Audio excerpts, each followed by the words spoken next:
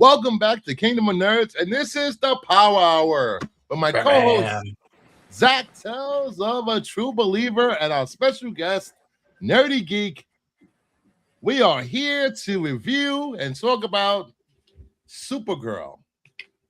Is it the worst movie ever? So we will be getting into casting, the plot, character analysis. We will be talking about everything that makes up a movie, from cinematography to the soundtrack, and then we'll give our conclusion and then a score, a professional score here, because that's what we do here at the Kingdom. We do professional stuff. So, so Supergirl was directed by Craig Gillespie. Wait, I thought it was directed by James Gunn. That's what everybody's been yelling all over the internet. What is this? It is not directed by James Gunn. It was written by Anna Noguera and produced by James Gunn and Peter Safran. Now, for all you guys that don't know what a producer does, Zach, can you tell us what a producer does on a movie? A producer basically puts out all the fires that happen when you're shooting a film. Because for those of you that have never shot a film before, there are many, many fires that happen. Nothing ever goes right, okay? It's a crazy time, but it's also a very fun time. But they'll go find you money if you need money, okay? They go with the directors and go scout locations. They help with music. For those of you that read the recent article about the infamous needle drop that you all rage baited me on that made me think it was horrible, he helped them figure out what song to do for that. So producers do a lot of different things, but they don't make the movie. They just help and help the director see their vision through. That is what a producer does. Mostly, they financially back it. And if you're doing it through a studio, the person who runs the studio, sometimes, in this case, at least like Kevin Feige, doesn't go in and direct the films. He just gives them the money to do so. So his name is on it. But there you go. So, very for you guys educational. that did not know what a producer does, that is what a producer does. Now, do you have a question about that? No. Okay. So let's say hi to the chat.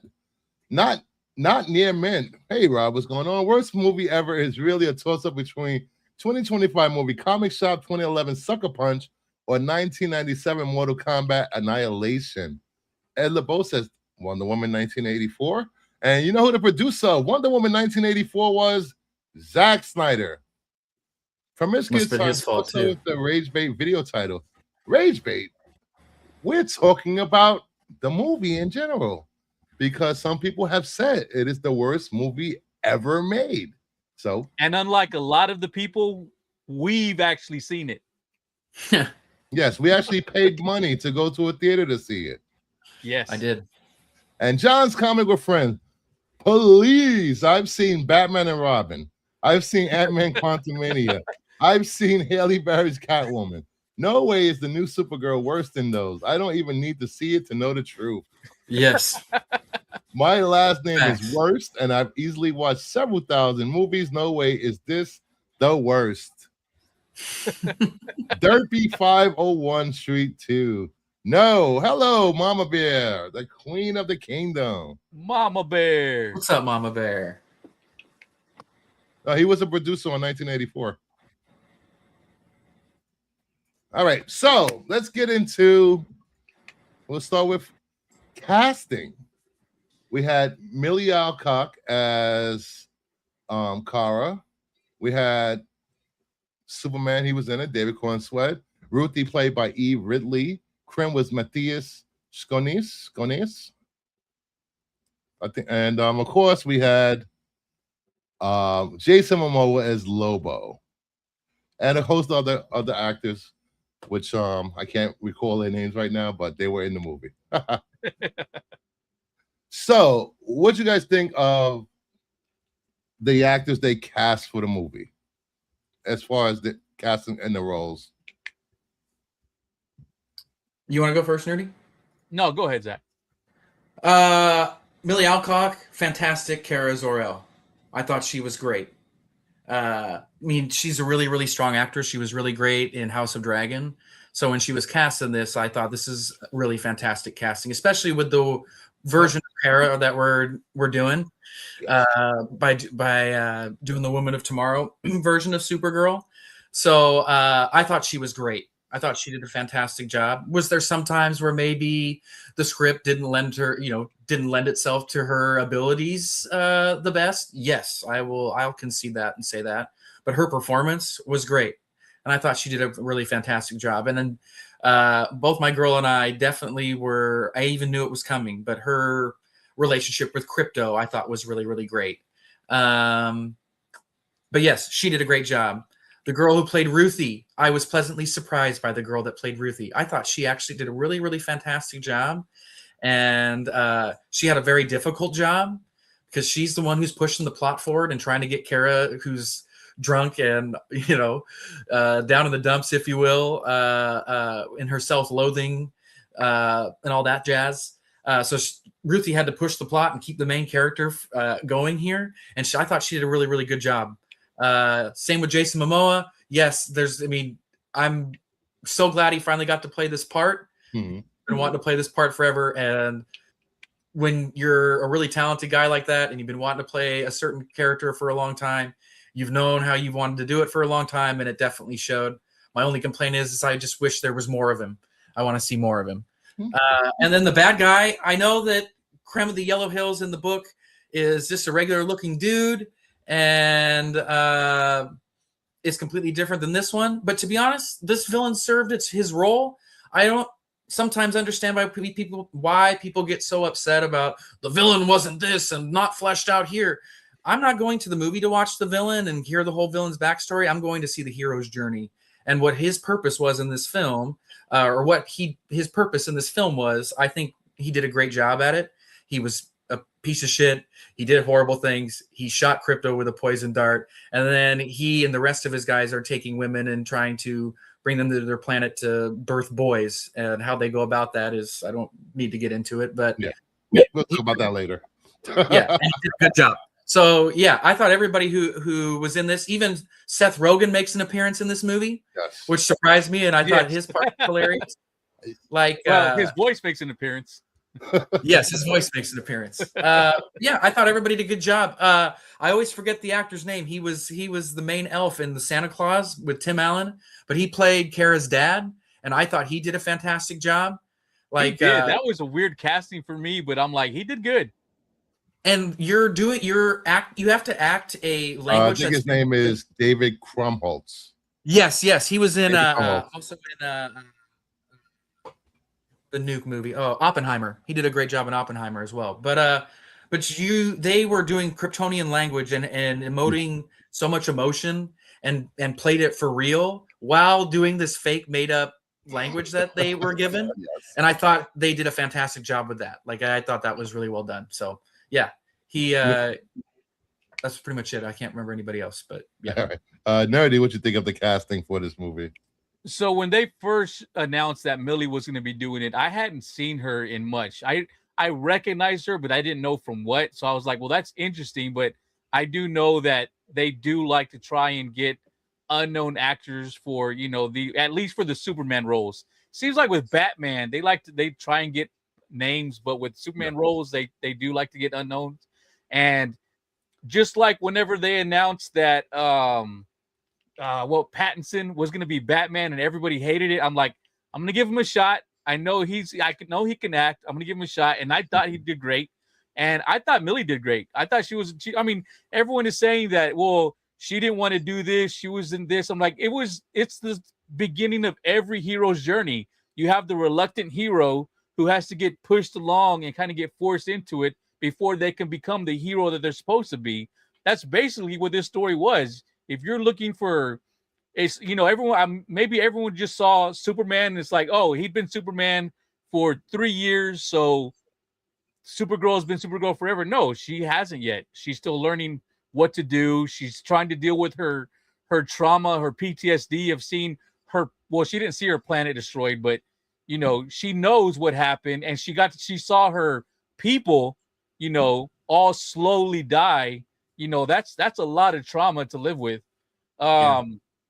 I thought that I forget the girl's name who played the little girl. Who I played thought Ruthie? she was good. Yeah, Ruthie. I thought Eve Ridley. Yeah, Eve Ridley. I thought she did a good job. I actually enjoyed her in the movie. She exact like Zach said. She was there to push Kara along. She was there to, be, a vulnerability for Kara because we all know Kara is basically invincible, depending on what planet she's on and what sun is up.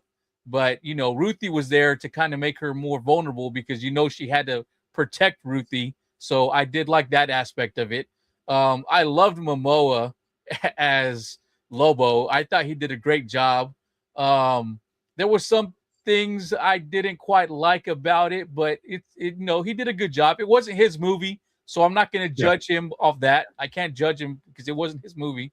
And the bad guy, I mean, everyone knows if you're a bad guy and they want you to hate you, hurt or kill a dog.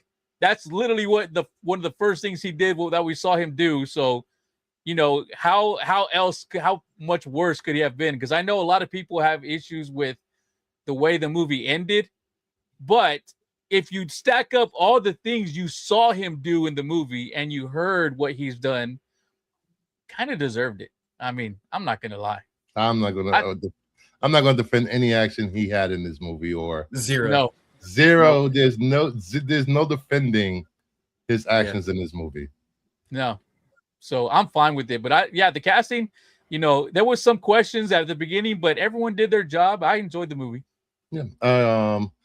As far as casting, when I saw Superman and saw Millie Alcock stumble in to the Fortress of Solitude, I laughed so hard, and I was like, she's perfect for the role. And I loved her in House of Dragons. When they aged Rhaenyra up, I freaked out. I was like, no. But I accepted it. And I loved her. If you guys haven't seen Sirens on Netflix, it is such a good limited series. She does amazing. I felt bad for her in that show, but she turned out to be a bitch. But and Ruthie, I didn't like Ruthie in the beginning. I found her character to be annoying, but by the time the end of the movie rolled around, I actually, wow, this actor is really talented, and she hasn't done much. I looked at her IMDb, and she's only done.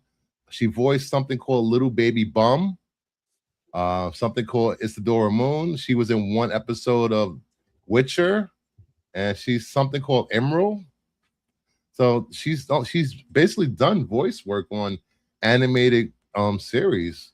And I thought for her first outing in a major movie, that was really good. She has a long career ahead of her, because I think that's what we need in Hollywood. It shouldn't be about looks. It should be about their ability.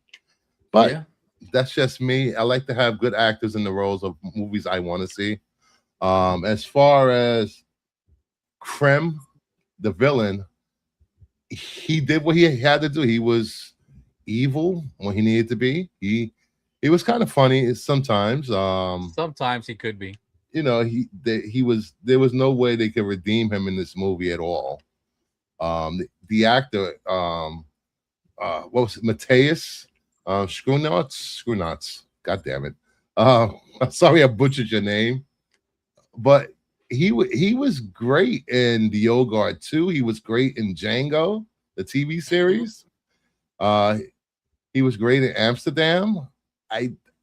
We have a great cast, and for me, when the announcement that Jason Momoa wasn't going to be Aquaman anymore, I didn't like it at all because I love both Aquaman movies, and he did a great job of making people like Aquaman. Because I will say it, I am an Aquaman fan, unapologetic. I am an Aquaman fan. Right here. Yeah. Shout outs to Jeff John's New 52 run. Made Aquaman really cool. There we go. Anyone who thinks this is the worst movie ever hasn't seen enough movies. Yes. Yeah, agreed. And Krim just served. He served as a plot device for Kara in this movie. He was never meant to be this whole big fleshed out villain, like Zach said. It was all about moving the plot along, giving Kara something to um, grow as a character. That's all he was. But he did a great job doing it. And Lobo, I'm not the biggest Lobo fan. I have Lobo comics, first appearance, because I'm that guy.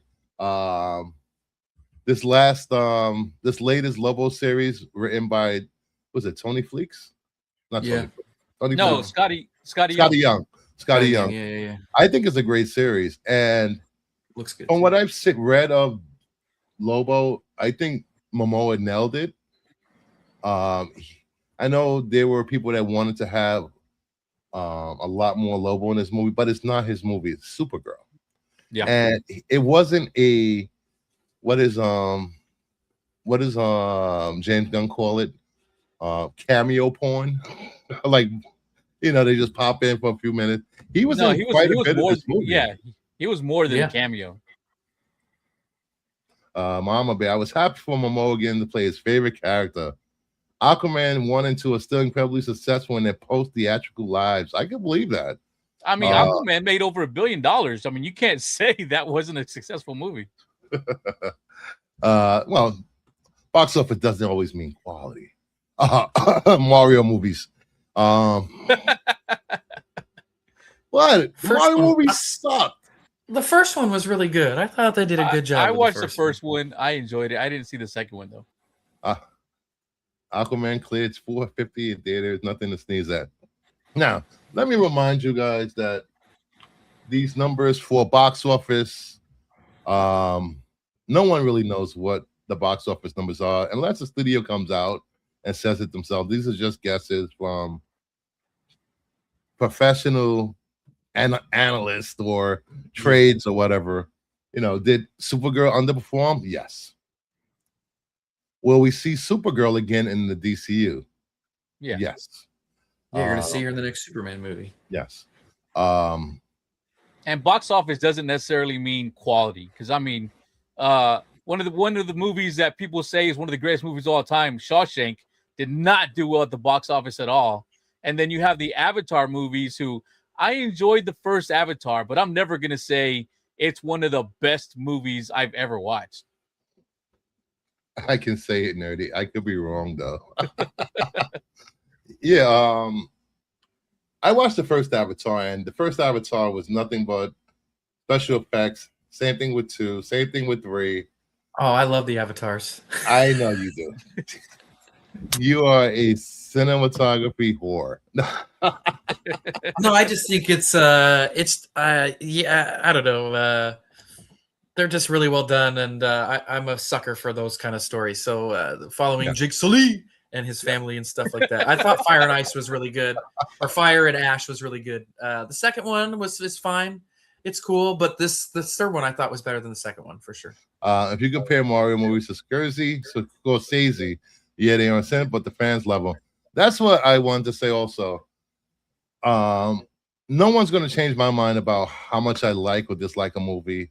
Quit trying. I'm not going to feed into your trolling.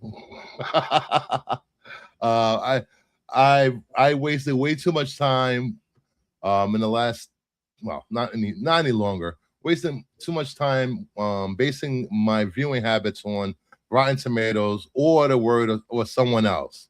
Rotten Tomatoes is not the Bible, it's not gospel, and you can't let a few critics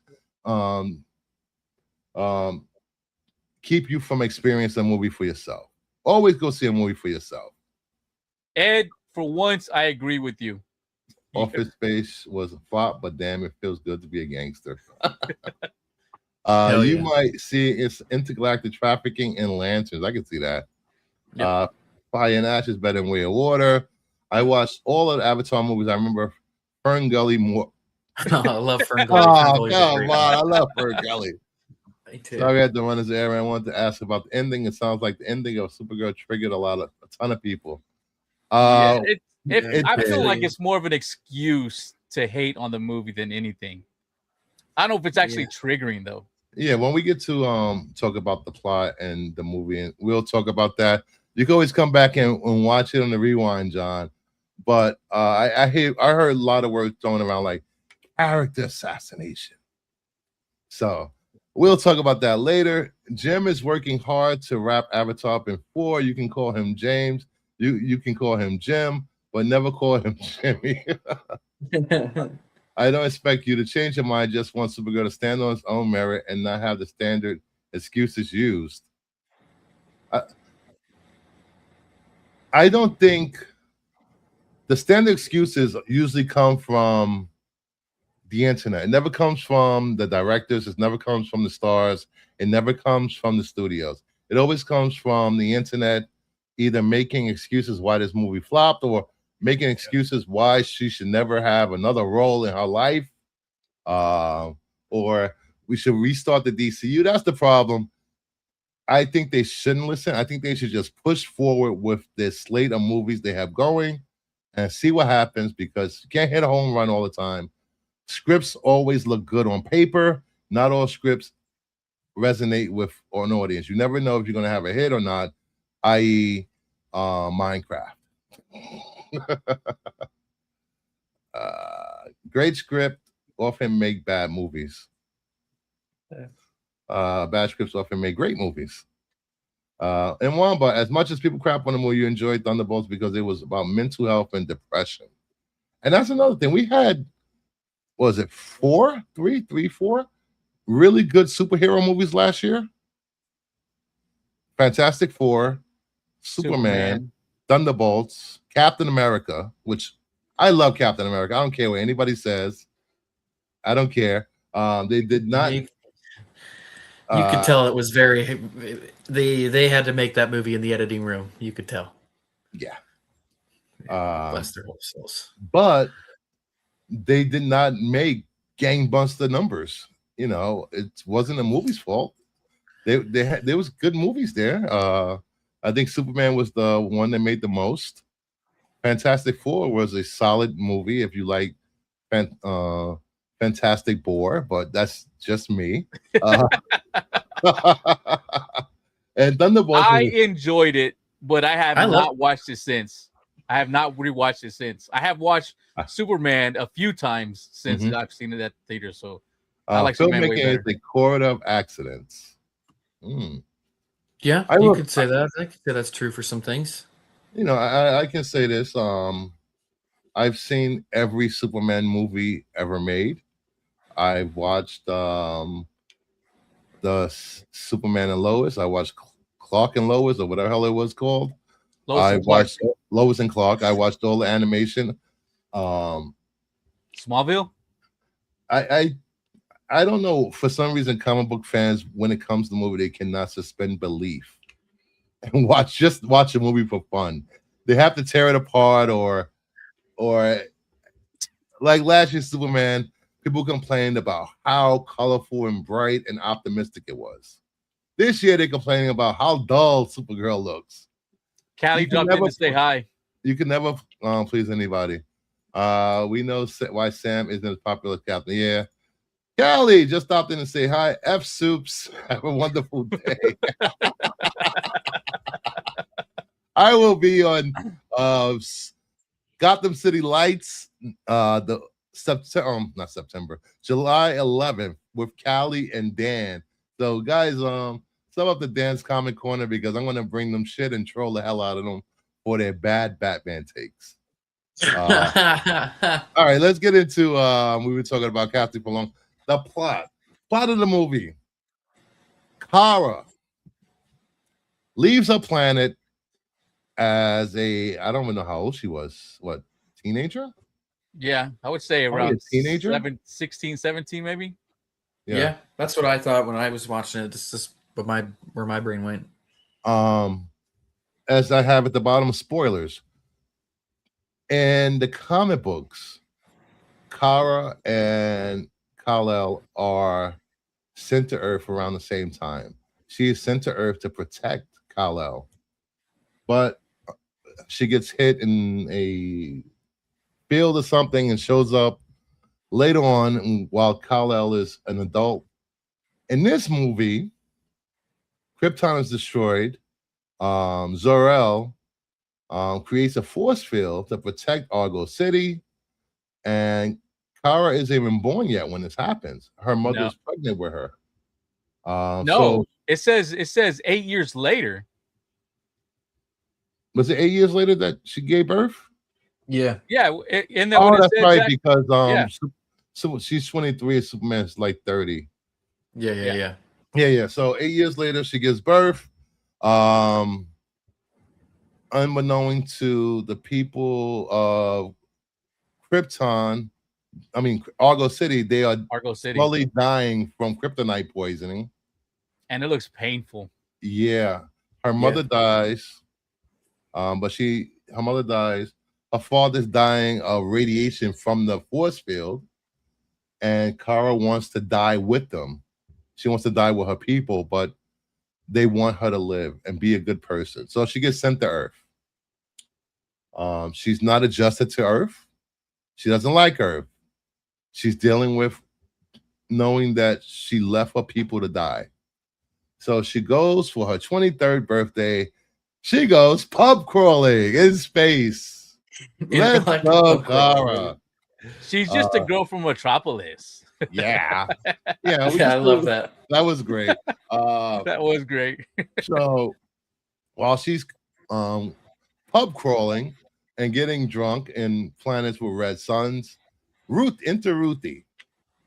She's there with her family. Her father's like a famous weapon maker. Krim and his group show up. They want his swords or whatever they want it for. And they end up killing Ruthie's brother and parents and leaving Ruthie alive. So we end up flash forward to Supergirl in a bar dancing with Krypto.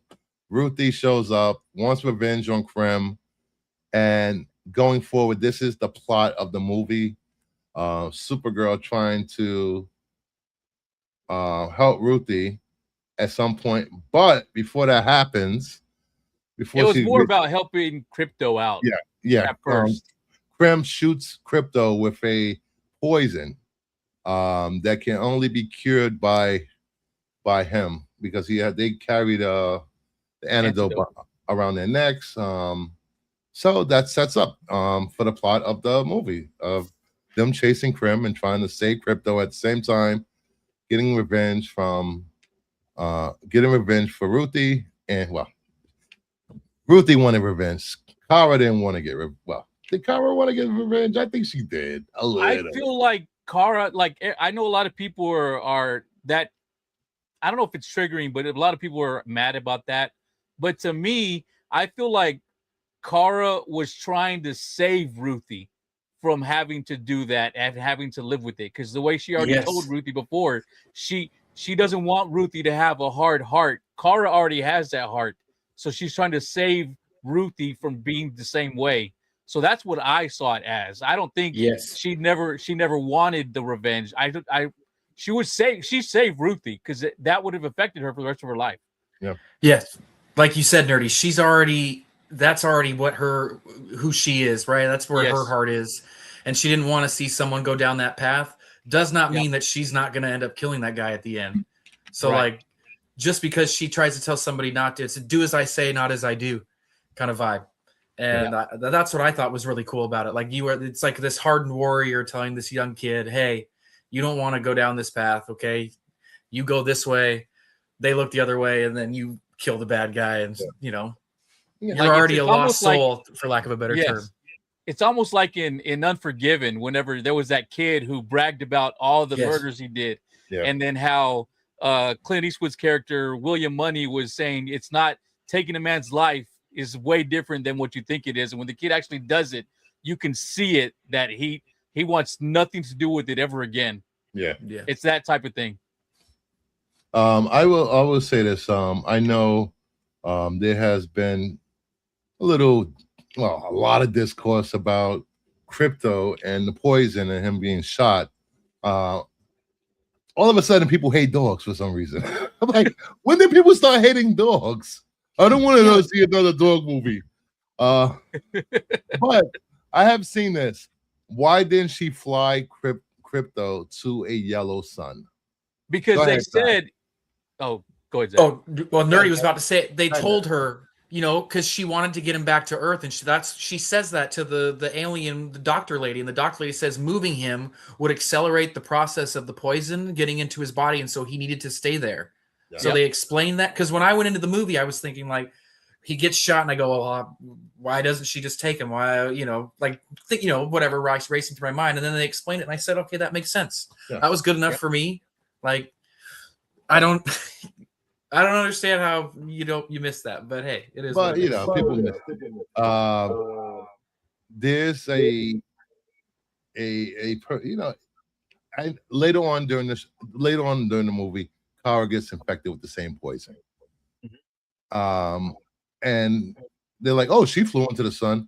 She was powered up by the sun when she was ingesting that poison. Crypto has spent more than 24 hours without the sun. And he's a dog, a small dog, and she's a full Kryptonian. Yeah. With the yellow sun, this happens to Superman all the time. How many times has he gotten poisoned with kryptonite and then, either flies up into the sun or the sun helps, heal him from the kryptonite. So like again, just silliness. Look at this. And even when she does fly up into the sun, it's not like she's instantly healed. No. She's better, but she's still suffering from the effects of it. Speaking of which, we get Krim steals her ship and flies off. I've seen. We're gonna go by some of it. We might as well do this. We're gonna go by some of the internet's problems with the movie. Why does Kara have a ship? Where did she get a ship from? Okay. Look at me over here. Supergirl. Superman in particular. Kryptonians are known throughout the galaxy. I'm pretty sure by this time, Superman has been in space many times. We have aliens living on Earth. Aliens live on Earth. They travel. We already have the Green Lanterns. Yes. There's a problem on Earth with alien technology. We know this. We have special units to deal with aliens. So it's not beyond the realm of belief that Kara can get a ship. Green Lanterns. Anyone.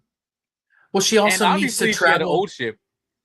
Yeah, and she needs to travel to planets with red suns, and she's not able to fly on a planet with a red sun or a green sun for those of us that, we'll get into that. So she needs something to be able to travel to those places that she can get drunk and do things she can't do on a planet with a yellow sun. So like they said in the chat, yes, there was context there that you needed to understand, I guess. But Joshua, if it actually wasn't terrible, it took me by surprise and tugged at my emotions a little bit more than I thought I would. Yeah. Now let's get to the part where Kara gets on the space bus. She's just rocking out. The ship gets hijacked, and I forgot the name of the aliens. And the tech ladies, the tech ladies you're talking about. Yes. Ruthie sneaks aboard the ship. They're trying to rob everybody on the bus. Supergirl wants to be a hero and gets thrown out in the airlock. I was like, holy crap. And she gets powered up by the yellow sun, kicks their ass, destroys their ship, and they land at his store. And by this time, we get to meet the little bus driver's companion, which is voiced by who? Seth Rogen, baby. Seth Rogen is voiced. I think that Seth Rogen's character had some of the most laughs in the theater. Yes. Every time he spoke, it was amazing. And then I don't know if they did facial capture, but the facial expressions that little alien had were fantastic. Like when they were just both looking to see what she was doing, like, oh, it's gonna be bad. Mr. Terrific Uncle owns a spaceship dealership. I know Mr. Terrific has a ship. Come on, yeah, guys. He's got a UFO, but a slow door. The Men in Black are funded by Bruce Wayne. And we get to. I will say this. I almost threw up in my mouth with the little alien that pooped candy. Oh, and I was like, oh. When she said it tasted like shit. Yeah, that was the best. And then Ruthie still eats it. Like, what are you doing? No, but Ruthie didn't like it either, and then even the little alien didn't like it. Yeah. Nobody liked it. So they find out from the tech ladies that Krim is on. I forgot the name of the planet. Zach has notes, so maybe you know the name. What planet? The first planet they find out that Krim is at. Billion, Yes. Billion, something with a B and an L and an I and an N in it. Yes. Zach, you want to go on from here with the rest of the story going forward and going up to that point? Yeah. Yeah, I got you. So they get to the Bolivian Falcon planet, and she heads into a bar because they were told that there was you could find the what's Krem's people's name? It's escaping me. It starts with a B too, the Brenlins or something like that. But anyway, Krem and his homies are supposed to be on this planet. So they go into this little bar, and one of the complaints that I had seen from people is that the lady at the little bar was singing an Earth, jazz song or whatever. It lasted for 20 seconds. It didn't bother me at all, because then you get right into her. Kara is sitting there with Ruthie, and some guy comes in and wants to get information, or can give her information about where Krem is, but wants Ruthie because there's just some weird stuff on this planet going on with the males and females, I guess, for lack of a better term. At least the young females of the planet. Yes, the young females. And so Kara says, hey, I'll arm wrestle you, and if I win, you can give me the info, and if you win, you can have both of us. And well, it's a yellow sun planet, so you guys can guess what happens. Kara absolutely just destroys this guy, and then tells Ruthie to hide, and an absolute crazy fight breaks out, and she kicks everybody's ass. And once the fight's over, there's this dude sitting over in the corner with a hood, and you realize it's the bad man himself, Lobo. And Kara's like, the whole time. Don't look at him. Yeah, don't look at him. And Kara knows who Lobo is, and knows that he's not someone that Ruthie wants to get involved with. And Ruthie, says, "Screw you, Kara. I'm going to go talk to him anyway." And she goes to talk to him, and the part that you guys were talking about, oh yeah, we're just two couple girls from Metropolis. We're just a couple girls from Metropolis. We're just hanging. Yeah. We're on the birthday pub crawl. Yeah, birthday pub crawl. Woohoo. I was let me just cut you off right there for a second. Yeah, go ahead. When she did that, all I could picture was her in high school doing a remake of every 90s teen movie. She would be perfect. But also, I want to say, Krim and the trafficking of young girls across the universe and taking young girls. That's a very big departure from the Woman of Tomorrow comic book, because I feel like they wanted to change that, because the alternative would be genocide, and genocide in movies I don't think will play that well because of what's going on in the world right now. But you can feel sympathy for young girls being trafficked. At least I thought. But that's just me. Go ahead. Hey, no, I'm with you. I agree. Where was I? Oh yeah, so they talk to Lobo.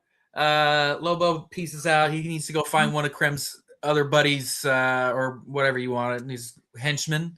And he's looking for him on a bounty. So he goes off to go find them, and then. Were they the owners of the bar? I didn't know. Were they the owners of the bar? Or were like the bartender and I think they were. I feel like they were the bars. Yeah. I feel So the owners of the bar tell them that they can find where Krem and his buddies are, and so Kara's like, "Oh, let's go. Cool, great. You guys seem like nice people." So they go over to their place and hide Ruthie upstairs. And Kara comes downstairs after. Oh no, I apologize. This is where we get Kara gives her backstory at this point, right? Yeah. So this is where Kara. Did you feel that? I'll ask both of you this question. because this is where we get flashbacks, start getting flashbacks, more flashbacks of Krypton. Do you feel that those scenes of Krypton should have played in the beginning of the movie and not in flashbacks during the movie? I asked both of you that question. Go ahead, Zach. So I was thinking about that when it was happening. I was like, should this have been at the beginning of the movie?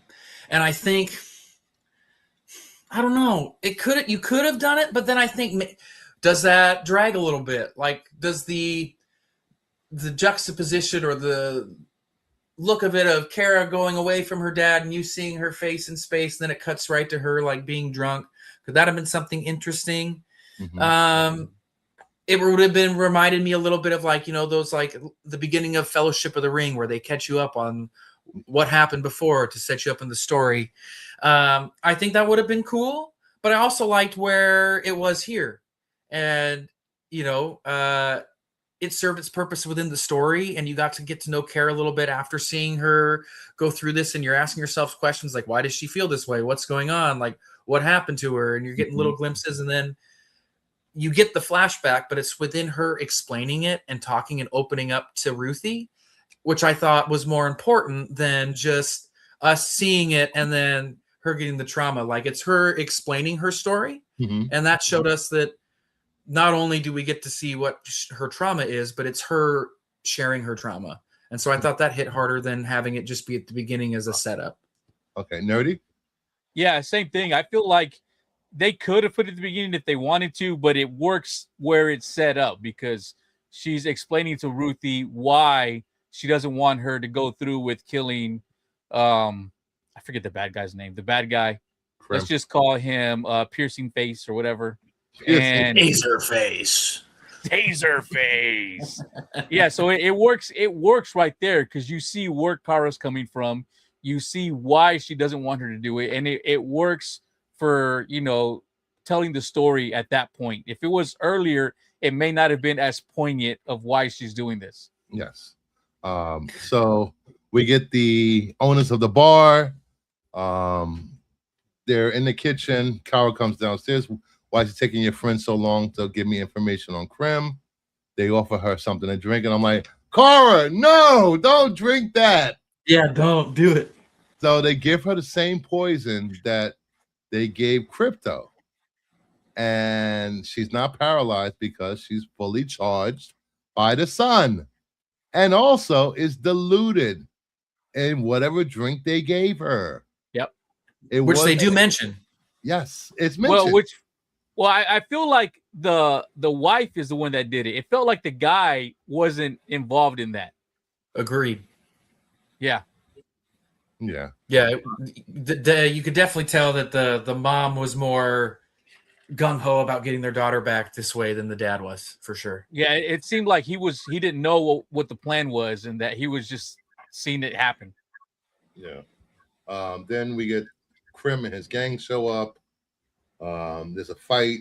Well, she's still out of it. She's drinking nasty milk, cat milk, or whatever that was she was drinking. Yeah. From their pet on the floor.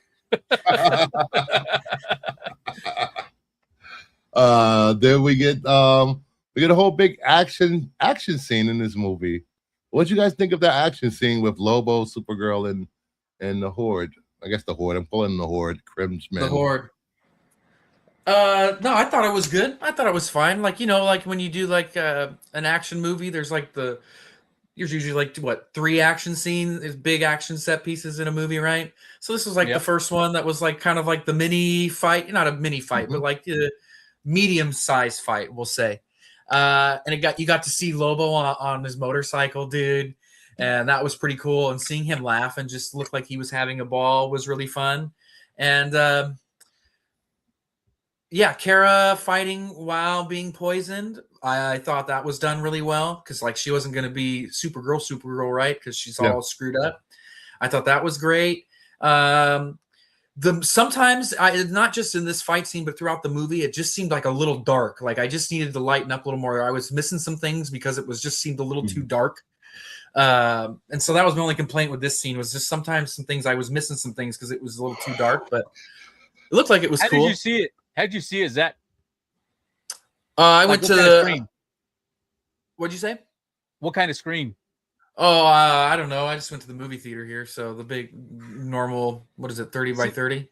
See, because I've seen some comparisons that people are saying if you saw it on a regular screen or an IMAX, that if you saw it in the Dolby, it was a lot brighter. And it was. There's comparisons, and I saw it on the IMAX, so I thought it was dark too. But normally I go see movies at the Dolby, but this time it was a last minute thing, so I just crowded at the IMAX. Yeah, because it was a lot dark. It was a lot darker in the IMAX compared to a regular screen. I can actually. So we get Ruthie's kidnapped. Kidnapped? Is she kidnapped? No, she's not kidnapped. Yeah, no, she's not kidnapped. No, not yet. No. So Kara tells her to go hide. She goes hide. She's escaping from Piercing Face. Piercing Face. So we see all the girls that are trapped in cages. They're kidnapped. They tried to escape, but they couldn't escape. Go ahead, Zach. Shoot, where am I now? Where are we? Kara. The fight oh yeah, so we finished the fight scene, and oh god, Bruce, I forgot where I'm at. Ball Bearing's face kills the family. Oh yeah, Ball Bearing. Yeah, he kills. He basically just reneges on their little deal because the family was going to trade their daughter that was being trafficked for Kara and Ruthie. Yes. So he rigs on that deal and kills them. And now I'm forgetting where Kara goes after this. Well, they take off. She's gonna follow them as they all. Oh, that's right. And then they do the. But then the ship goes into FTL drive or whatever you want to call it. Yeah, the interdimensional portal, whatever she says. Yeah, it's called. I thought that looked really cool too. By the way, that was really cool, really interesting. And then she talks to Squidward. There we go. Now I remember where I'm at. So she yells at some guy, "Hey, Squidward!" And, yeah, she literally does. Yeah, take me to wherever they are. And so he takes her on one of these little space buses things again, and she gets dropped off on the planet. And as soon as she gets there, they cover her head though, so she can't see. That's right. They cover her head so they can't see where she's at. Because if she would have known that they were going to this planet, then I'm sure that those guys would have been floating through space on the outside of it. Yeah. But she shows up, gets there. She starts to react to this planet because it is a dual sun planet. It is a yellow and a green sun planet, which I guess is a kryptonite planet.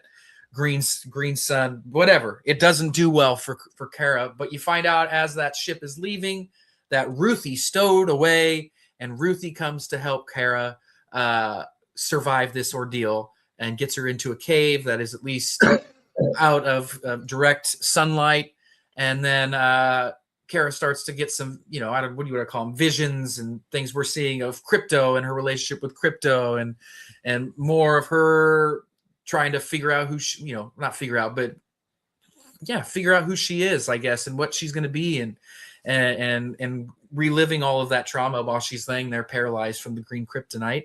Ruthie, the scene of her meeting Cal when she her meeting Cal for the first time, and I thought that was so good.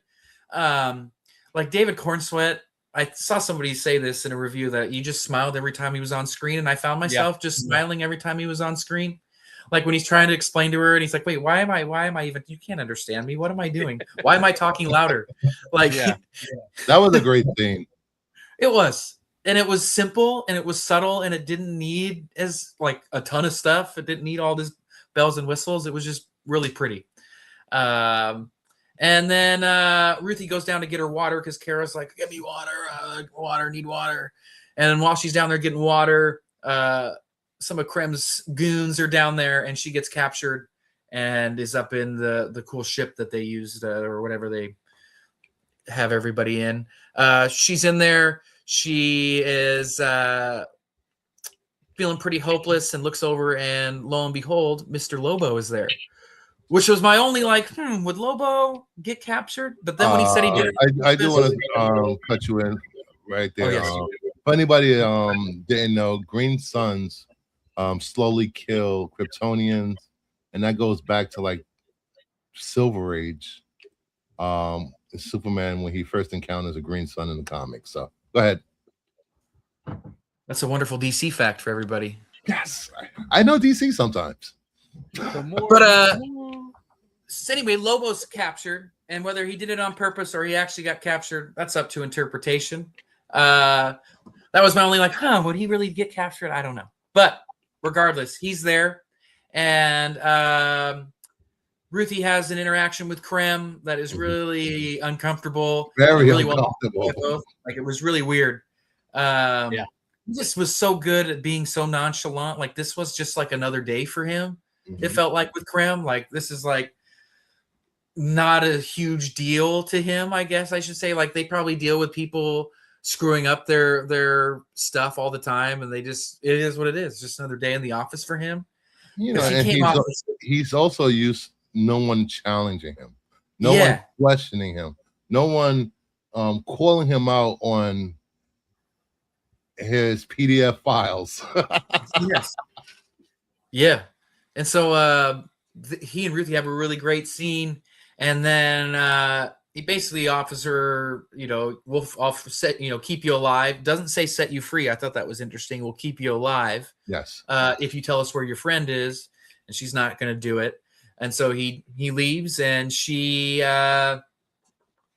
what is it? Something happens in between, but when we come back to Ruthie, she is like begging for them to get her to Krem, and please, I'll go see him now. I don't want to be here anymore. And Lobos and her she doesn't want to die. Yeah, I don't want to die, please. And the guard guy comes in after not wanting to go in there, but some other dude tells him, hey, get going and go try to bring her to Krem, whatever. Yeah. And so he goes in there, and to her credit, dude, Ruthie kind of shows some badassery here. Yes, I was surprised. Me too. I was like, where is this going? And it went, and she kicked his ass. She was trained by Jet Li in this movie. Yeah, she was. Well, when your dad is a master sword maker, or whatever you want to call it, I'm sure that there's some things that you learn from him. And Mom seemed kind of like a badass a little bit too. Yeah. Only short-lived, but yeah. So then she tries to escape, and Lobo's like, yo, what about me? And so she has to go let Lobo out. And I thought, oh, they're going to be going together. And Lobo's just like, nah, I'm going to go do this on my own. And he turns around to go see her, and she's already gone. And so it's really cool to see. This was kind of Ruthie's like coming out party, where she's not just Ruthie, like some helpless little girl. Yeah, she John McClane's it.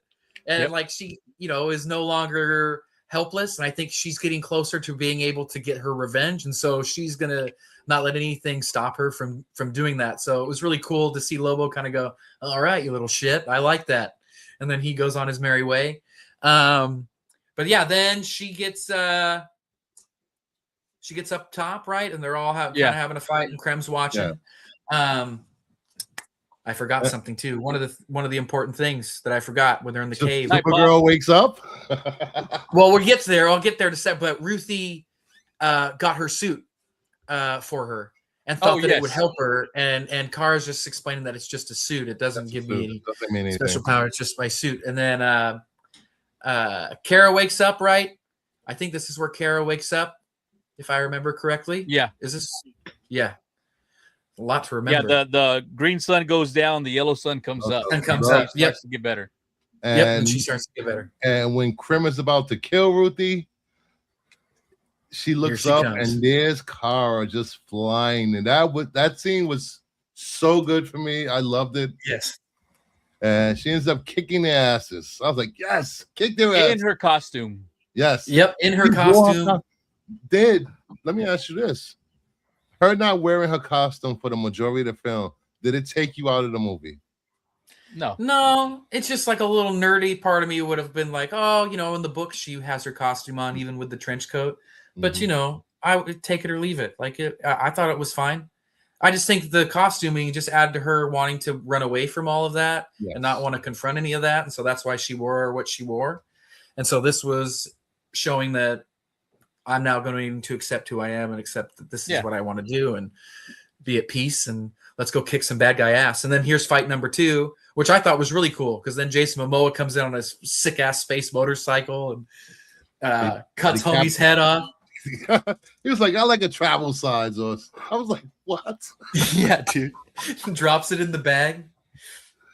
But and yeah, then that was badass. the ship crashes. Yep. Supergirl kicks the shit out of Krim. Goes saves the girls.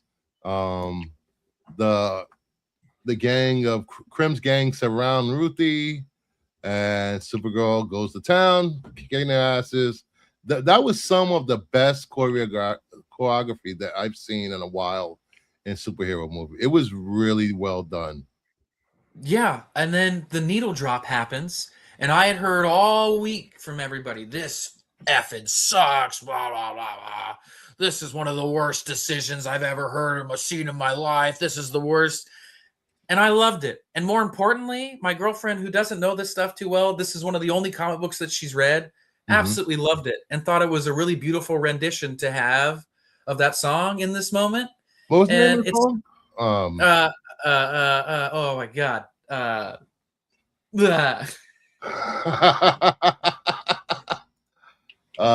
Was it Vigilante Space Cowgirls? I think it was let me see here. I'm gonna look it up right here. The Middle by Jimmy Eat World. Okay, the Middle. Yeah. I thought it was fine. I thought it was beautiful because it was the scene. I would listen to that song while reading the book version of this, I guess is what I'm trying to say. And that's why I think it was a great. I know that there was a lot of hullabaloo behind the scenes about what song they were going to have for this, but I really truly think that they picked the right thing here. I don't understand where everybody is coming from. I know it's a lot of men that have this opinion, so I feel like that might have something to do with it. But I thought it was fantastic. And then you go right into like her kicking Krem's ass and rolling him around and throwing him around, and he just has to look at her. It was like Hulk doing Loki, but like if like Hulk did a bunch of acrobatics while doing it, which I thought was really cool. Really cool. And let's not forget that Krim isn't a pushover. He is strong. Like they said in the movie, he is as strong as 1,000 men. Yeah. Like when they're having the fight on the B word planet, whatever it was, when the tank thing falls, and I thought, oh, he's just going to step out of the way, and instead just stopped it with one arm. I thought, oh, okay, strong dude, 1,000 men. Okay, I get it. All right, so then we end up a scene with Ruthie. Ruthie's about to kill Krim, and Kara stops her because she doesn't want her burden with murdering Krim. And Nerdy, you want to take it from there? No, I'm good. No, it's the whole thing that we talked about earlier, that it's not that Kara wasn't trying to stop her because she didn't believe Krim deserved it. She was trying to save Ruthie from having that heavy heart and having to live with it for the rest of her life. Because the way she sees it is once she goes down that path, that's where she's going to lead, and she wants her to stay as innocent as she possibly can. Because of what already has happened to her, she's going to have a hard enough time. So Supergirl takes that burden away from her, and ends up killing Krim. And I was fine with it. Actually, I wanted her to do it. So I was. I don't know why people were really mad about it. I'm like, there's no redeeming him. Like I said in the setup for our review about people feel that it was a character assassination, having Kara kill. It's not the first time that Kara has ever killed anyone. She's killed Lobo. I forgot who else she killed. She killed like 4 other guys in the bars and things when she beat the shit out of all of them and like threw them like just hundreds of feet and yards away. So like, no offense, I don't think they're living from that. So like, her stabbing the guy that needed it the most, I don't think is a character assassination. And let's not forget that. She's not Clark. She's not Kal-El. She's not a Boy Scout. She will never live up to that Boy Scout good, always see the good in everyone. Kara's a realist. She's a Kryptonian. She says earlier in the film that she sees people for the way they are, where Clark sees them for the way he hopes people should be. Did you know it's a coincidence that Cinema Score is headquartered in Las Vegas? Oh, let's get into the gambling. Makes sense. I wonder how much money people made off that cinema score. I didn't know that. Thank you, Degrassi, for that little nugget. Then she goes on one little more bar crawl with Ruthie because Ruthie didn't want to leave her, and then we end up back in Metropolis in Superman's apartment. He's happy to see her, and she tells him, "I'm back home. I'm staying for a while." And I thought that was such a great scene. Yeah, it was. And then here we go with Crypto still in the scene again. Yeah. No, not the chocolate. Did you notice, Bruce, that they fixed something that I complained about when we reviewed Superman the first time? The scene with Lois and Superman sitting there while the city's being attacked by a space imp. Right, but what was I complaining about? How did he get in? Like, there's no door there. There's you saw the window. missing. And I guess he put in a sliding door for him to get in. He didn't put in a sliding door. It was there already. No, who's going to put a sliding door in a high-rise building to know? Superman. He had to put that in. Yeah, Superman, damn it. Superman put it there. That's what I said. He put it in. It wasn't there already. Okay, hey, I was looking at my notes, and I have something that we skipped. Not skipped, but from earlier. So her dad putting that bubble around the city and it being in space like that looked just like one of the bottled cities that Brainiac takes and shrinks down. And so my guess is that Brainiac is going to find that dying city. He's going to heal those people, but he's going to shrink it down, and he's going to keep that. And we're going to see those people again in Man of Tomorrow. And Kara is going to be able to see her people again. And you're going to go back and see this movie, I think, and it's going to hit you way differently after you get the resolution of that in Man of Tomorrow. But that was just my guess when I saw it sitting in space. I was like, "Oh, that's it." You know, it's funny. As soon as I thought the same thing. I'm like, "Oh, Bottle City of Candor." Yes. Let's go. This, they put that in there to set up Brainiac. Yep. For sure. I was like 100%. It looks just like it. Like, for sure. And I could see his spaceship coming and picking that planet up and seeing what can he, or the city up and seeing, how can we improve this? And then he, gets the kryptonite out of the soil and heals people, and Kara's dad's still going to be alive. I'm telling you. Every time I say Superman now, I say it like Gary. I love those Superbots. Did this movie need a post-credit scene? No, I thought the ending could have been a post-credit scene. Her with Superman. Yeah. If it was Marvel, that would have been the post-credit scene. I feel like maybe it was a post-credit scene that they just went ahead and stuck at the end. Yeah. I think there was nothing to continue about. It was a self-contained story. Yeah.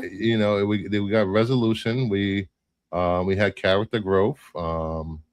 And her returning home was the after credit scene.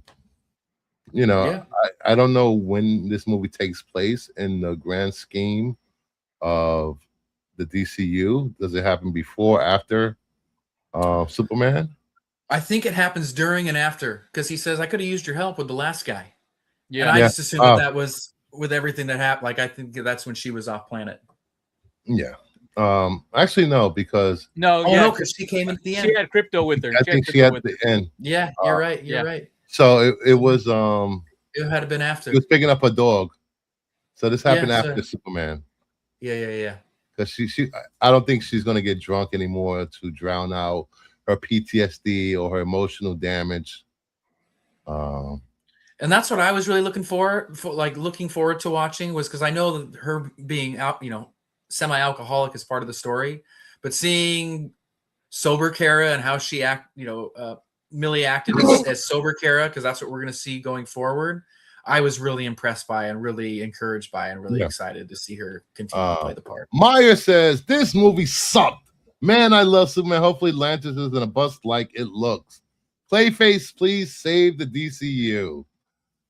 Degrassi, Supergirl has 108 minutes of pre-credit scenes. Zach, what do you think about that? Oh, is he saying the movie sucks so bad that it's all just the pre-credit scene? No, it has 108 minutes of pre-credit scenes. That scenes that they Yeah. cut out. I don't know. Oh, I don't know. I don't know. I will tell you though, earlier, man. Oh, sorry. Go ahead, Nerdy. Earlier, somebody asked if we think this is going to be there's going to be a continuation of Supergirl, or is this it? I feel like with the box office, we'll see her in other movies. I don't know if she's going to get another standalone though. Not like I said with the MCU, not every character deserves a standalone movie. Yeah, you know. But this definitely reminded me of like the first Thor, like not huge, nothing crazy. It all takes place kind of in one spot. But you got to know the character really well, and it was good enough for us to get another one. Now, then Thor: The Dark World happens, but this reminded me a lot of those first Phase 1 MCU. We're introducing Cap, we're introducing Thor, we're gonna, very introductory, but with some heart for sure. 108 minutes long. Pre-credit. The movie is the pre-credit. Okay, so I was right. Yeah, he was just making fun of the movie and saying it sucked. I enjoyed the movie. I liked it. I did too. It's not the best movie I've ever watched, but it's definitely not the worst movie ever. And it's not even in one of the worst superhero movies ever. There's a ton of movies way worse than this, but this was fine. 2, Thor 3. No. Madam Web makes this movie look like Iron Man 3. The Godfather, for Christ's sake. I mean, I like Ragnarok. 3. I enjoy Ragnarok.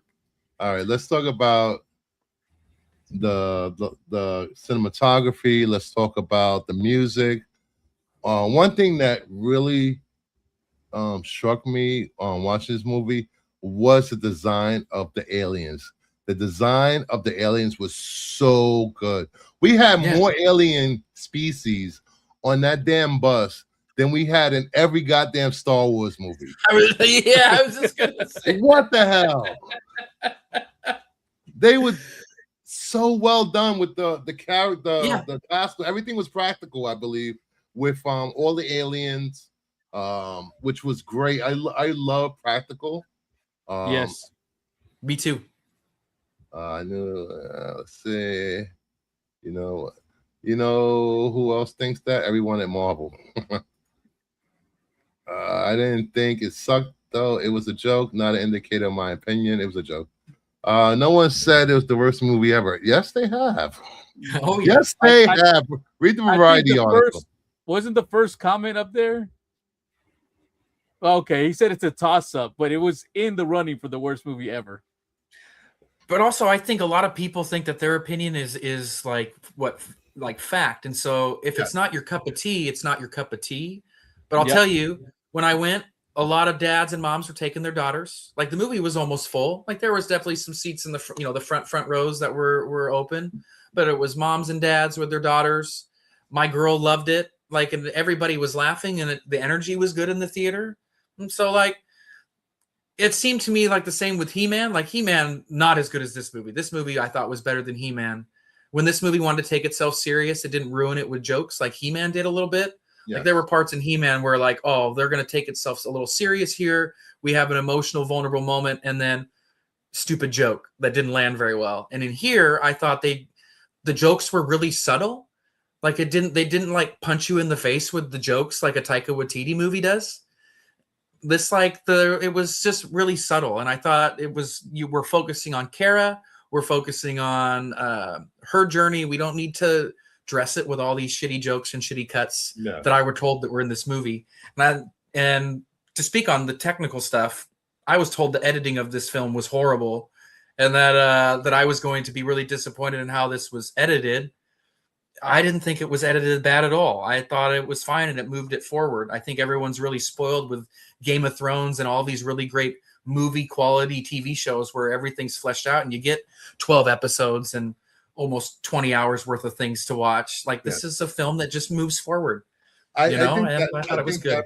I think that problem played Grogu and Mandalorian because you got 3 seasons of these characters and there was no difference between the jumping between streaming and the movies because the quality is just that good, and people just it fell short for a lot of people, but they wanted to see the next level of CGI and everything. Like, but streaming is getting as good as movies.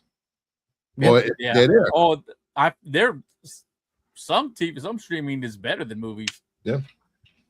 I will say my only effects.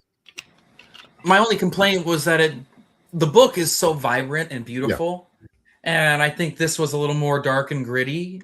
They went the other way with it. And if I had any complaint, like it was that I wish it was more in line with the book, with the vibrance and the beauty of some of the places that they go to. But it is what it is. Speaking aesthetically, do you think this movie was just a knockoff of Guardian movies? So no, I don't think so. It felt a little more Star Warsy than it felt Guardians to me. Like it felt like it felt way more like a bar that the Mandalorian would go into than it did a bar that the Guardians of the Galaxy would go into. But I also was like, I heard all these complaints before, so I was very cognizant, and I was thinking and trying to convince myself that this does look like Guardians. But it really didn't. Even the bus scene, that was the most maybe Guardians looking thing of the whole thing. It didn't. It seemed more like it was from Men in Black than it seemed like it was from Guardians of the Galaxy to me. Degrassi said, I saw the Hunter from the Future on opening day and liked it. Tell me again that Supergirl is the worst movie ever made. And I'll tell it's yours world and you're just living in it. Listen, I don't know how many times I've seen Space Pirates. I love that movie. It's probably one of the worst movies ever made, but I will watch it every time I see it or throw it on. That's a great movie. That's where I get my Space Herpy line from. Matt, what's up? Hey, Matt. But I think the tone and the worlds fit the story. It was gritty. It was rough. This wasn't a walk in the park, sunshine, Superman saving a goddamn squirrel. No, it wasn't. And I know, because Mama Bear asked that people brought kids. I know that some of maybe the worry was that this was going to be a super alcoholic kind of more adult themed thing. And it really didn't. If your kids saw Guardians of the Galaxy and saw Rocket Raccoon in the bar have his little crash out, that was really the most that it really was. She was way more, I feel depressed and dealing with her trauma than she was being an alcoholic and a drunk in the film. And so I would feel very comfortable taking my, maybe your middle school teenager kids to go see it. Maybe I wouldn't take my 5-year-old to go see it, but what was this movie rated anyway? I think it's PG. PG-13. Maybe PG-13, maybe. Yeah, because they didn't say the F word. In PG-13 movies, you get one F word. So, well, with the fact that they were abducting the girls, I think that would probably give it a PG-13. Yeah, that's true. That was a very serious PG-13 matter. Yeah. PG-13. You're taking small children younger than 13. It's up to the parents to explain what's going on in the movie. Yeah, definitely. There was high school girls and little kids at that thing for sure. There were small kids, and there's been small kids in every goddamn MCU movie and every goddamn Deadpool movie. Yeah, Deadpool number one. Take the kids to Deadpool. Yeah. Don't get offended by a few shits, some drinking, and some stumbling. Come on. Yeah. I think we're far enough out of Guardians that saying Supergirl has some Guardian homage is totally fair. She consider him as a producer. PG-13. So, Space herpes. It was set in space, and there were aliens who did human-esque things and responded in ways that we would respond here on Earth. If that makes you feel like that's a Guardian homage, then awesome. But they do the same in Star Wars. So it felt more Star Wars-y and more Men in Black-esque than it did Guardians of the Galaxy for me. Personally. Yeah, I felt more Men in Black because of all the different type of aliens we saw in this. It did feel a lot like Men in Black, but the fact that they were just fine with them, it wasn't like, whoa, look at these crazy things. It's like, yeah, it's just another alien, no big deal. Yeah, yeah. It didn't feel like Guardians-esque to me. It just there's a way Marvel and how they have shaped their cosmic world and how they have like how everything looks over there, and this looks different. And so it just seemed like a really low bar thing to get on them about because James Gunn produced this thing. And like I explained earlier, James Gunn had nothing to do with how the film looks. All he was there to do was facilitate the process from inception all the way until release. So that's all he did. So again, nothing personal, but it's a low bar. It's just a low hanging fruit, and it's a dumb argument. So I apologize. I'll get off my high horse. All right, moving on to conclusion and ratings. So my conclusion, and I thought this was a good movie. Yeah. I did not read any reviews or watch any YouTubers going into this movie. I went in fresh-eyed, and I would love to see Millie Alcock again as Supergirl. I think she earned the role. She deserves the role, and just because people want to fan cast other actors, she beat out other actors for this role, not for her acting. You know, you want good actors in these roles. You don't want a Megan Fox. Did I say Megan Fox? Yes, you did say Megan Fox. Sorry, I apologize. And Degrassi just said something hilarious in the chat too that got me too. I say Jesus. I was 11. That's malpractice as a parent right there. I was 10 when I saw Fast Times at Ridgemont High. No, I know. I saw some stuff that I shouldn't have as a kid too, for sure. PG-13 is just industry. See ya from along goes. The 13 age part isn't enforceable in any way, anyhow. I'm looking forward to seeing Millie in Man of Tomorrow and her show up in the third Superman movie that James Gunn is currently writing. Yeah. Oh, wait. He's going to continue writing stuff. Yes. I think oh, that's awesome. I think this DCU is here to stay. One little stumbling in the box office is not going to stop this ship from sailing. Nor should it.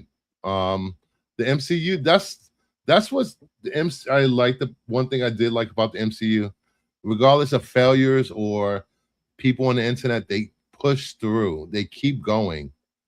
You know, it is what it is. Either the thing is, with the MCU, we never had anything like that before. So they were building towards something. Now there's an expectation of, this is what superhero movies make. If we spend this much, this is how much we should get back. So it's not the same thing as when the MCU first came out and it was fresh. Now people will have these expectations. If they don't meet it, it's not going to be they're not going to have the same leeway that the MCU had. He's doing the same thing he did on Superman, writing a sequel while filming.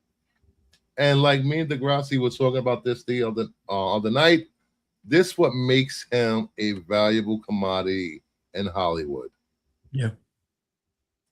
So with that said, I'm looking forward to Lanterns next month. I'm looking forward to Clayface in October, I think. I'm looking forward to Man of Tomorrow. I'm looking forward to Creature Commandos. I'm looking forward to all of the animated projects that James Gunn just greenlit, including Absolute Batman. So with that, my score of this movie is an 8.5. Nice. It's not a perfect 10 like Superman 2025, but it's an 8.5 for me. Go ahead. What do you got? Your conclusion, Nerdy. I enjoyed it. It was not the best superhero movie, but it was a good movie. I mean, we got to stop comparing it to the MCU because it's not the MCU. It's different. It's not even the original DCU that we got. It's a whole new universe, and I enjoyed it. I'm gonna give it a 7.16. So it was a good movie. Was it great? No, but I enjoyed it. But you know what? I'll probably go watch it again in Adobe to see if there was a difference between the IMAX. Maybe the IMAX was just really dull, and a lot of people did see it that way. Maybe it affected their opinion of it. Go ahead, Zach. That's well said. Let's see. I will give this. So here's my one thing that I am waiting for with the DCU movie stuff. And one thing I thought that the Snyder stuff did really well. Wow, look at me. The difference between Marvel and DC is these books right here. It's like there's a gravitas to DC. They're the myths and the legends of our time. Yes. Marvel is you look out your window and it's like your neighbor's a superhero. And I don't mean that as a negative. Mm-hmm. That's what makes them special and different. And the one thing I'm missing from the DCU stuff so far is that gravitas. And that's what I think the Snyder stuff did really well. It's felt like I was watching like a myth and like watching the story of like Hercules play out, right? And not filming everything in slow motion, no. But treating these characters as larger than life gods and like as gods, because then you have Batman, and that's what makes Batman so special is he's just a dude who is standing shoulder and shoulder with all of these really mythical godlike heroes and people from other planets and stuff like that. And so that's the one thing that I'm just waiting for the DCU to really grow into itself, because Superman was really great and it was bright and it was lovely, but it felt like this was the Superman next door and not, this mythic, awesome, amazing hero that can do everything and still be relatable. And I think the MCU did a really good job with that, with making these characters larger than life and making them relatable. And they did a great job making Superman relatable. I'm just waiting for that larger than life. And this story definitely was not going to have that. This was a very focused, very character-driven character study. And I loved it.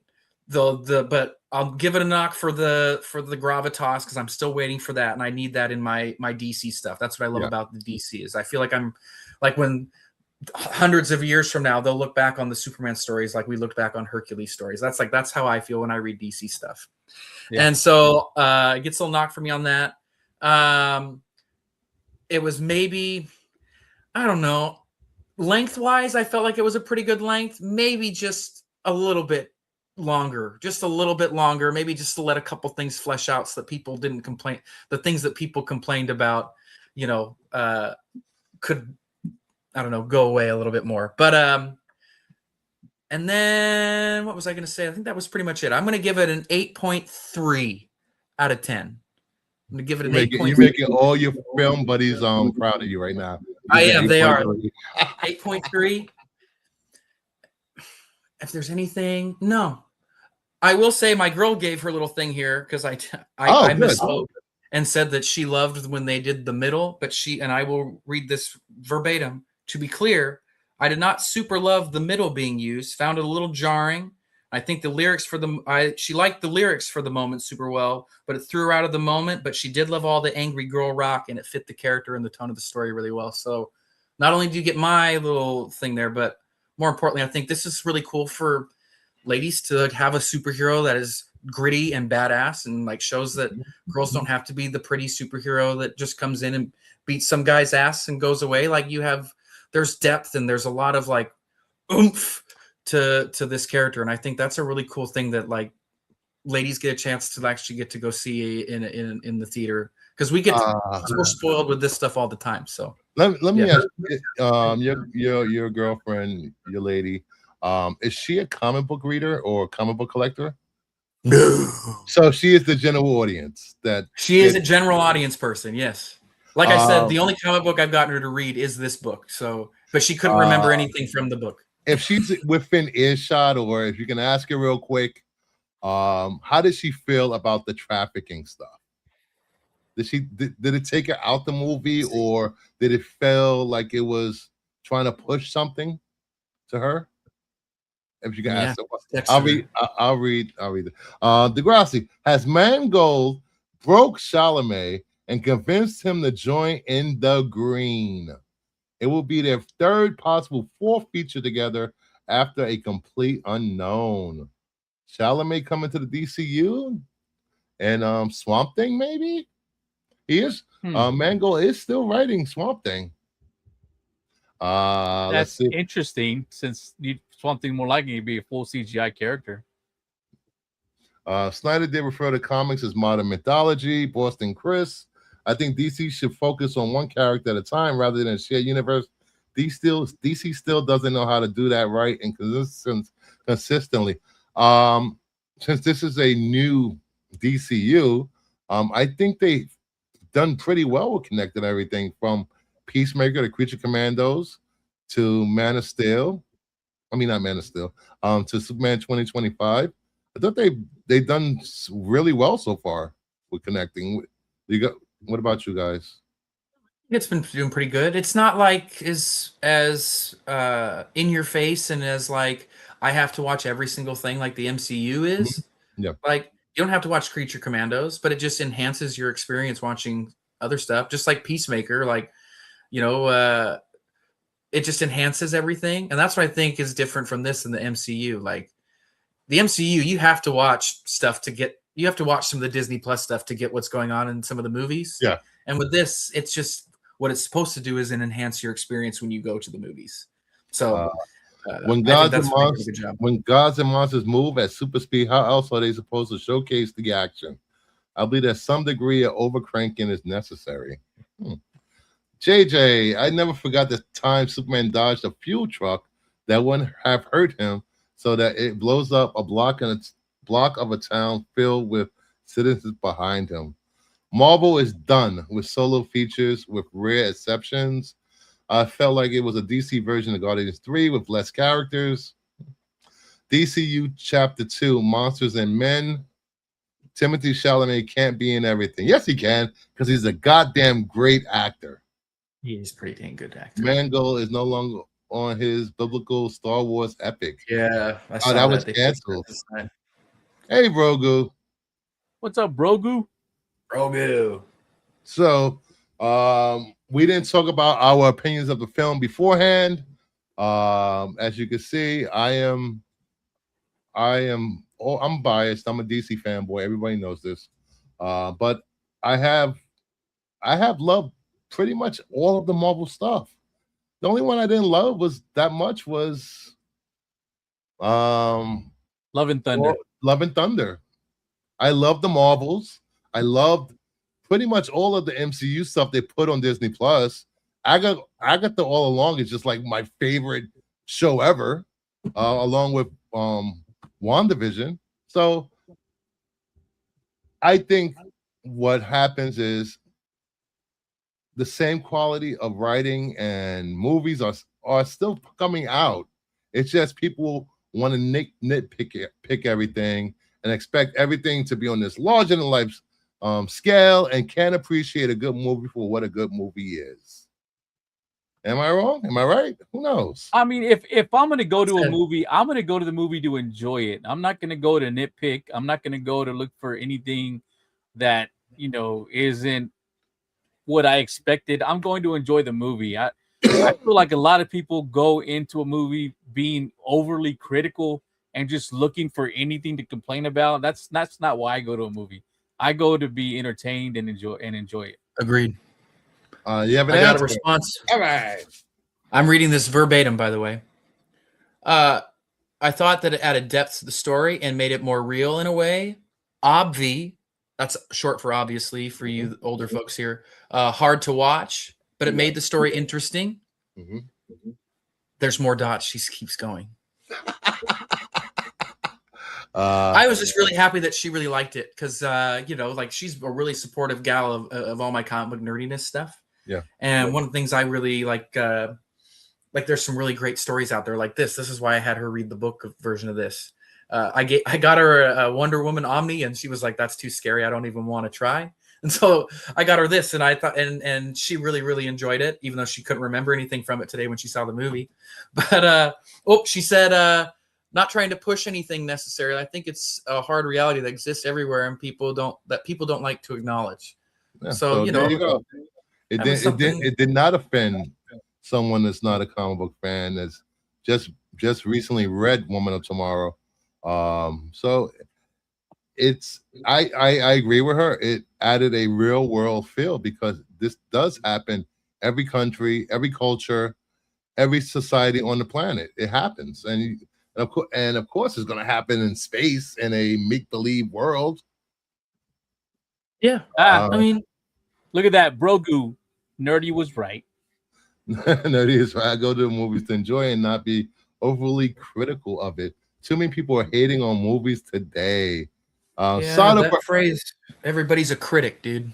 Soderbergh and Tarantino made a shared universe in 1998.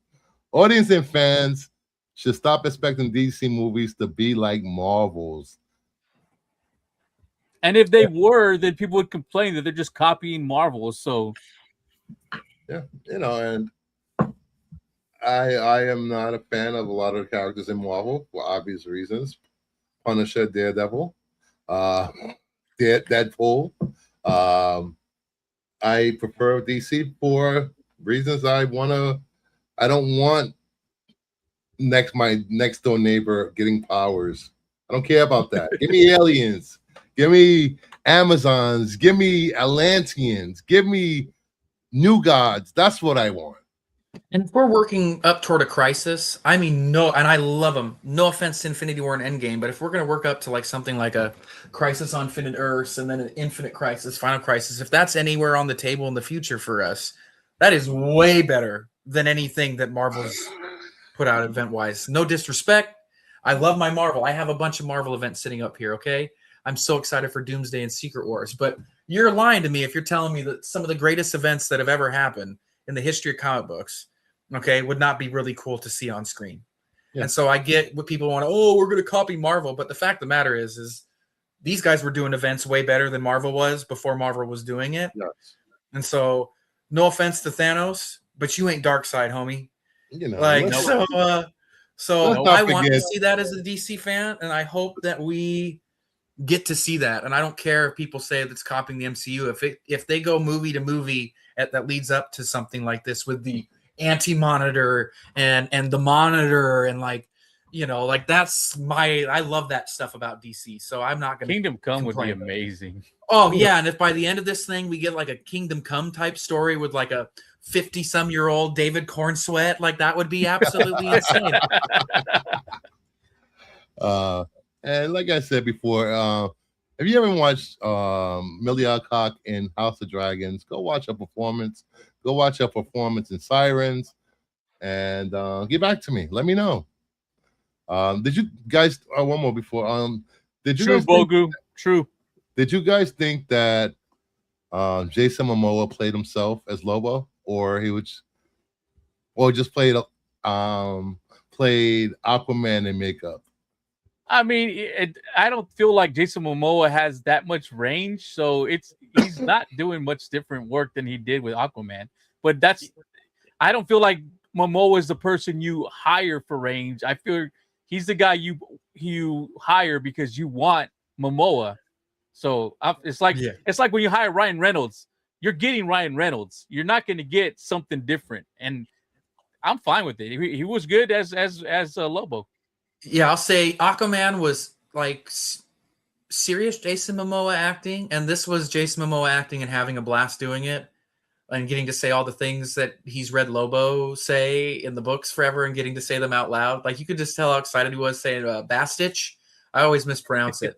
But him getting to say stuff like that, you could just see he was having the time of his life. Yeah. So, and that's how Lobo is, dude. So, and I love that actually. Whenever Millie was playing that, it was the birthday pub crawl. That when he walked away, he's like, "Happy birthday!" I thought that was hilarious.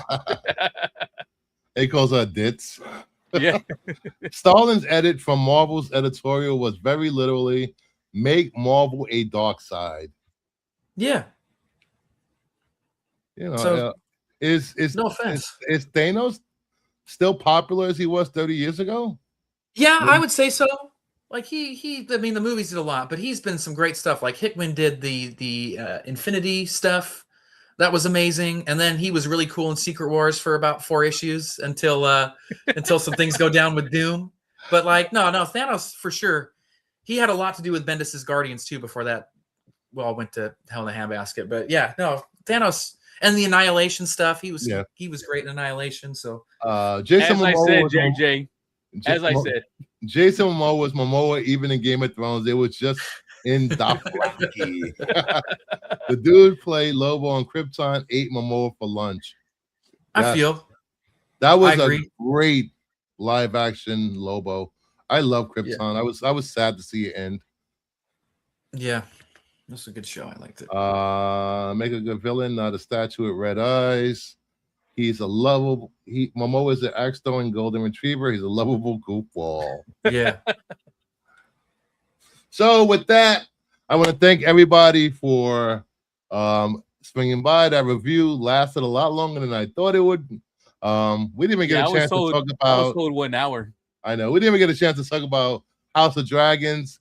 We'll have to cover all 3 episodes next week on the Power Hour. So please hit that like, subscribe, check out Zach on Black Order Comic Club YouTube channel where he's doing book clubs. He's already covered Daredevil Bendis Run, and he just covered part 1 of Something's Killing the Children with Erica Slaughter from Tinian.